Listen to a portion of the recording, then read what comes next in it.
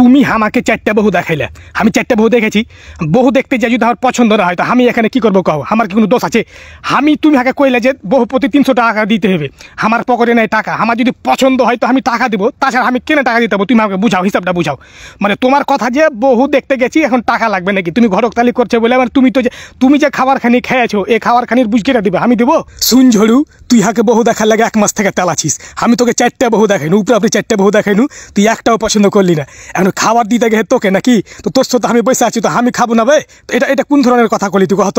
আচ্ছা ঠিক আছে, মেলে নিনু যাও, ওদিক বাদ। তুমি যে তোমার সালপবিটিকে হাকে দেখাইলে, ওকে কি বিয়া করা যাবে কহ? ও আর বাপ গরু চড়িয়ে বেড়ায়, আমি একটা গ্র্যাজুয়েশন ছেলে, আমি কেন ওকে বিয়া করতে যাবো? আপনি কহেন না না না না না, এটা হলো না, এটা থেমে যাও, থামো। এটা তুমি কইতে পারবে না। ও আর বাপ গরু চড়াই না ভেড়ি চড়িয়ে বেড়ায়, তোমাকে বহু দেখতে লাগে। আরে থামো, আমাকে কইতে আমি তো ওর বাপ গরু চড়াই নাকি? তুমি এখন গ্র্যাজুয়েশন কমপ্লিট ছেলে, তুমি বিয়া করালে তো হাবিয়ে বেড়ায়, তো তুমি বিয়া করবে না? তোমাকে যাকে মন তাকে দেখাইতে পারে, তো ওখানে ওর দোষটা আমাকে তুমি বুঝাও নাকি? তুমি ধরেন একটা মূর্খের মতন কথা আগে কইতে দাও না, তুমি থামো না। তুমি মাদবুর সাহেব, আমি ওকে এটাই বুঝাতে চাচ্ছি, কিন্তু ওই শালা বুঝতে পারে না কথাটা। শুনে তোমরা যদি এভাবে ভেদ করো, আমি কিন্তু উঠে চলে যাবো। আগে কিছু কইতে দেবে?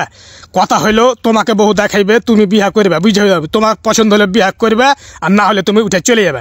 কিন্তু তোমাকে টাকা ঠিক আছে যাবো, কিন্তু ওকে ভালো বহু টাকা দিতে কি দেখাচ্ছে? 10 টাকা ভালো বহু দেখাও তুমি আগে।